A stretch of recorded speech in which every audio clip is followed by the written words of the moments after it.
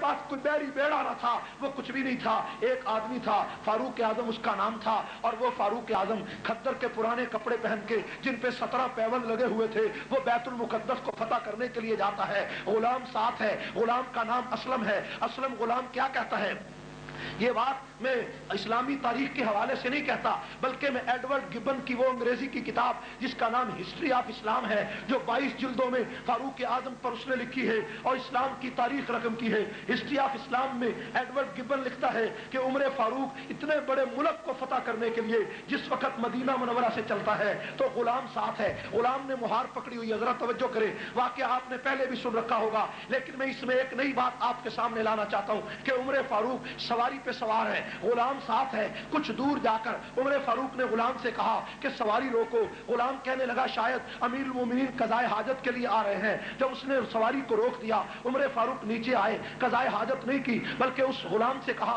कि ए असलम, ये मुहार मेरे हाथ में दे दो। मुहार अपने हाथ में ले ली और गुलाम से कहा तू सवार हो जा। गुलाम कहता है ये रिवायत तो दुनिया में कभी नहीं हुई कि गुलाम सवार हो और आका मुहार पकड़ के आ रहा हो। ए उमर, अमीरुल मोमिनीन, दुनिया क्या कहेगी, लोग क्या कहेंगे? उमर ने कहा दुनिया जो मर्जी कहे, लेकिन उमर यह कहता है कि नौकर सवार होगा, आका पैदल होगा।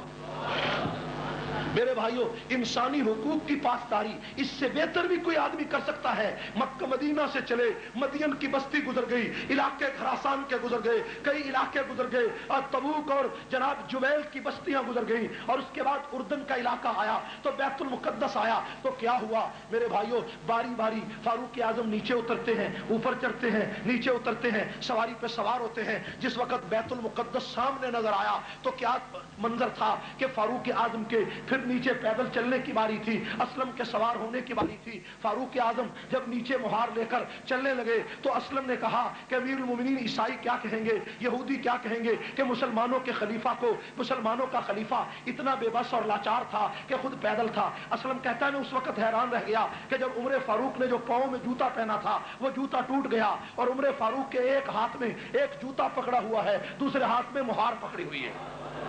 इंसानी हुकूक की इस पासदारी को कायनात में कोई इसकी नजीर पेश नहीं कर सका कि फारूक आजम का टूटा हुआ जूता एक हाथ में था और एक मुहार दूसरे हाथ में थी, और गुलाम सवार था, और बैतुल मुकद्दस के ऊपर तौरात और इंजील की किताबें लेकर लोग बैठे हुए थे, और कुरान ने इसी फलसफे को पहले बयान कर दिया था, ज़ालिका मसलुहुम फित तौराती व मसलुहुम फिल इंजील। मोहम्मद के ये वो खुलफा होंगे जिनकी मिसाल तौरात और इंजील में गुजर चुकी है, जिनका जिक्र तौरात और इंजील में पहले आ चुका है। मेरे भाइयों, ईसाइयों ने इंजील खोली है और उसके ऊपर क्या लिखा है कि जो खलीफा वक्त होगा वो पैदल होगा, मुहार सवार गुलाम होगा। और दूसरी किताब में लिखा कि फारूक आजम की ऐसी तस्वीर होगी, पुराने कपड़े होंगे, हाथ में जूता होगा। आपस में इख्तलाफ हो गया, पढ़ने वालों का इख्तलाफ हो गया, किसी ने कहा पैदल उमर है, किसी ने कहा सवार उमर है। हजरत उमर फारूक के हाथ में जूता था। असलम ने कहा अमीरुल मोमिनीन, खुदा का वास्ता देकर कहना चाहता हूं कि आपके हाथ में जूता है और मुहार है, ये दुश्मन क्या कहेगा कि इस नौकर को, इस गुलाम को कोई सलीका ना आया, खुदा के लिए आप नीचे से ऊपर आ जाएं। उमर ने कहा कि बारी तेरी सवार होने की है, उमर की पैदल चलने की है। उमर को यह परवाह नहीं दुनिया क्या कहेगी, उमर यह सोचता है तेरा पैगंबर क्या कहेगा। मेरे भाइयों, फारूक आजम पैदल, लेकिन जब वहां पहुंचे तो क्या हुआ, बड़े बड़े ईसाई और बड़े बड़े उनके बिशप और पादरी आगे आए, आगे बढ़े, आजम से मुलाकात हुई और मुलाकात करके चाबियां बैतुल मुकद्दस की फारूक आजम के हाथ में दे दी। फारूक आजम ने फरमाया क्या बात है? कहने लगे हमारी किताब में लिखा है कि मुसलमानों का जो दूसरा खलीफा होगा, जब वो आएगा तो अगर तुमने उससे लड़ाई लड़ी तो तुम्हारा बीज खत्म हो जाएगा, इसलिए चाबियां अपने हाथों से तुम्हें दे रहे हैं। फारूक आजम अंदर चले गए, तवज्जो फरमाएं, फारूक आजम अंदर गए, फारूक आजम ने सजदा शुक्र अदा किया। सजदा शुक्र अदा करने के बाद जिस वक्त चाबियां मिल गई, बैतुल मुकद्दस का कब्जा मिल गया, फारूक आजम बाहर तशरीफ, फारूक आजम उसी जगह पर बैठे हुए हैं। थोड़ी देर के बाद एक आदमी आया और आकर एक कागज का रुक्का फारूक आजम को देने लगा। फारूक आजम ने कागज का रुक्का पढ़ा और पढ़कर कहा कि ये जो जगह है ये मेरे बाप की जागीर नहीं है, ये मेरी नहीं है, ये मैं इसका मालिक नहीं हूं। बेशक ये तुम कागज सही लाए हो, लेकिन मैं इसका मालिक नहीं हूं। मजमा लगा हुआ था, हजारों दुनिया बैठी हुई थी, ईसाई और यहूदी यहूदी तमाशा देख रहे थे, मुसलमान जो कुछ उस इलाके में रहते थे वो देखकर खामोश हो गए कि अमीरुल मोमिनीन ने एक बद्दू को ये तहरीर देखकर ये अजीब जुमला कहा कि मैं इस जगह का मालिक नहीं हूँ। फारूक आजम जब बाहर निकले तो बाहर निकलकर कुछ लोगों से मुलाकात हुई तो उन्होंने कहा अमीरुल मोमिनीन बाकी सारी बातें बाद में पूछेंगे, पहले ये बताओ कि वो बद्दू कौन था, वो गरीब कौन था जो एक रुक्का लेकर आया था और तुमने कहा ये जगह मेरी नहीं। उमर फारूक की आंखों से आंसू निकल आए। उमर फारूक ने फरमाया कि मेरी उम्र उस वक्त 17 साल थी जब मेरा वालिद इस बस्ती में इस इलाके के अंदर बकरियां चराने आया और उमर भी उसके साथ था। मैं सारा दिन बकरियां बैतुल मुकद्दस की बस्तियों में चराता और शाम और दोपहर को आकर इस बैतुल मुकद्दस की दीवार के नीचे जहां साया होता लेट जाता। एक दिन मैं लेटा हुआ था कि मैंने देखा थोड़ी देर के बाद जब मेरी आंख खुली तो एक आदमी मेरे पिंडली से कपड़ा हटाकर मेरी पिंडली को देख रहा है, पिंडली को देखता है, कभी मेरे चेहरे को देखता है। फारूक आजम कहते हैं जब मैं उठ बैठा तो कहने लगा ए नौजवान तेरा नाम क्या है? मैंने कहा मेरा नाम उमर है। तेरे बाप का नाम क्या है? कहने लगा बाप का नाम खत्ताब है। जब ये मैंने कहा तो थोड़ी देर के बाद वो कागज ले आया, कागज लाकर कहता है ए उमर इस कागज पे लिख दो कि जब मेरी हुकूमत इस इलाके में आएगी तो ये जगह मैं तुझे दे दूंगा, ये बस्ती तुझे दे दूंगा, ये खित्ता तुझे दे दूंगा। उमर कहते हैं मैंने जान छुड़ाने के लिए उसे लिख दिया कि मेरी हुकूमत कहाँ आएगी, मेरी हुकूमत कौन लाएगा, मेरी हुकूमत यहाँ कैसे आएगी। मैंने लिख दिया कि जब मेरी हुकूमत होगी मैं ये जगह तुझे दे दूंगा। आज जब बैतुल मुकद्दस की चाबियां मुझे मिली तो वो वही बद्दू अपने लड़के को भेजता है और वो बद्दू तो घर में बीमार पड़ा है और ये जवान लड़का मेरी लिखी हुई तहरीर लेकर मेरे सामने आया और आकर कहता है कि ये जगह मुझे दे दो, मैं ये जगह तुझे देता हूं। तो उमर कहते हैं चूंकि ये जगह मेरी मलकियत नहीं है, ये मुसलमानों का माल है, इसलिए मैंने कहा कि उमर ये जगह तुझे नहीं दे सकता। कुरान ने इसी फलसफे को बयान किया कि ज़ालिका मसलुहुम फित तौराती व मसलुहुम फिल इंजील। मेरे भाइयों अदल व इंसाफ की तारीख में ऐसा सुनहरा वाकया कायनात में किसी ने नहीं सुना। आज ईसाई और यहूदी क्या कहते हैं? यहूदी और ईसाई कहते हैं कि दुनिया में एक उमर और आ जाता तो पूरी दुनिया में जुल्म का नामो निशान मिट जाता। जुल्म का नाम मिटता या ना मिटता?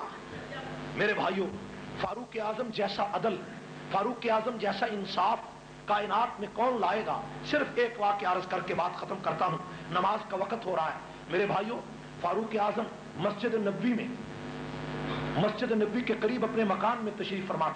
आधी रात का वक्त है, तवज्जो करें, आधी रात का वक्त था। एक आदमी ने दरवाजा खटखटाया, अमीरुल मोमिनीन जागते थे, नीचे उतर आए। फरमाया अमीरुल मोमिनीन आपको नहीं पता शाम में जो फौजें गई हुई थी वो मुल्क के यमन की तरफ जा रही हैं और मदीना से 2 मील के फासले पर उन्होंने पड़ाव डाला है, आप यहाँ तशरीफ फरमा है। फारूक आजम ने उसी वक्त अब्दुर्रहमान बिन औफ को साथ लिया और जाकर वो फौजें जो 2 मील के फासले पर ठहरी थी, फारूक आजम उन फौजों का पहरा देने लगे और जो पहरेदार थे उनको कहा तुम सो जाओ, हम मदीना से नए पहरेदार आए हैं। उनको नहीं पता चला कि ये अमीरुल मोमिनीन है। फारूक आजम उस फौज का सारी रात पहरा देते रहे और सुबह को फारूक आजम वहां मौजूद थे।